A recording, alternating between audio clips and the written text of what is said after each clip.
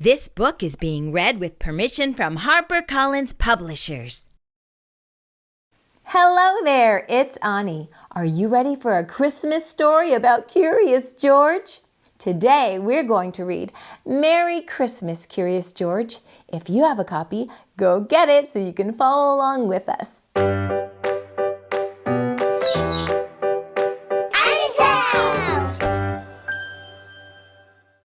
Like and subscribe to Awnie's house. Merry Christmas, Curious George. Written by Catherine Hapka. Illustrated in the style of H.A. Ray by Mary O'Keefe Young. This is George. He lived with his friend, the man with the yellow hat. He was a good little monkey and always very curious. Today, George was visiting a Christmas tree farm. "You can help me pick out the perfect tree for our home," his friend told him. "Keep close to me while we look." George promised to be good, but little monkeys sometimes forget. The Christmas tree farm had more trees than George had ever seen. He found a very nice one right away. But then another caught his eye. And then one more, and then another. George was curious. How many Christmas trees could there be? George could not resist climbing up the tallest tree to get a better view. He looked for the man with the yellow hat, but his friend was nowhere in sight. Two men tromped into the clearing. "There's our tree," one man told the other. The men cut down the tree and loaded it onto a truck. Along with George. George held on tightly. He saw the man with the yellow hat as the truck drove away, but the truck was going too fast. George could not jump off.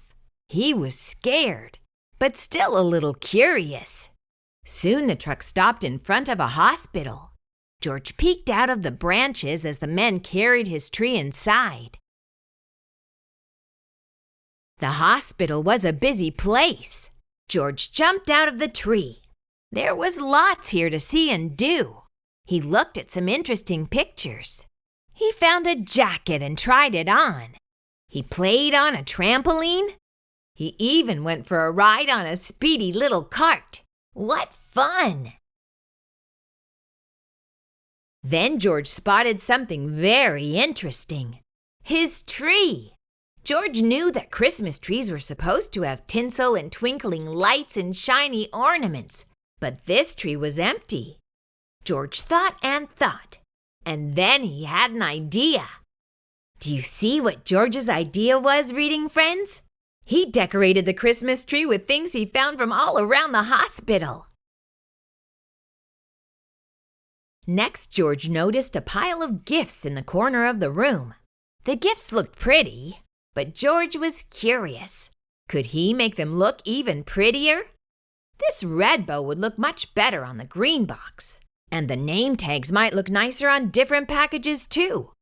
A nurse arrived, and what did she see? A monkey! And he's making a big mess! A group of children crowded around the nurse. They were all patients at the hospital. Even though it was almost Christmas, the children were not smiling or looking happy. "Come along," the nurse said, picking George up. "I'd better get you out of here before you can ruin anything else."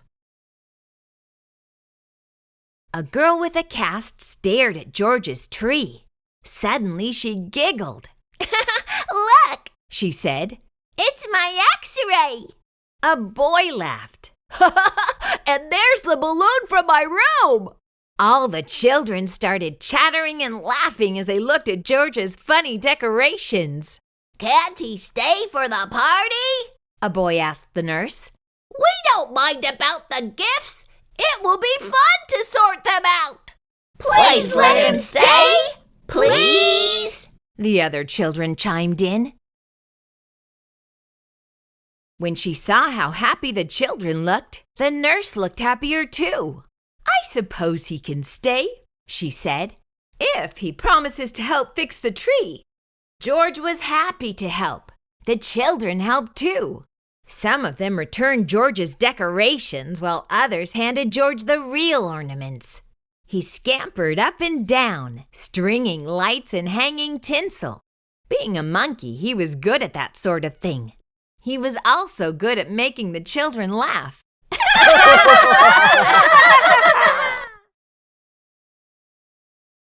When the tree was finished, George helped open the gifts.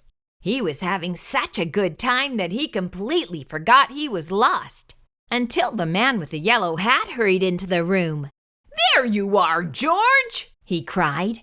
"I followed that truck all the way here!" George was very happy to be reunited with his friend.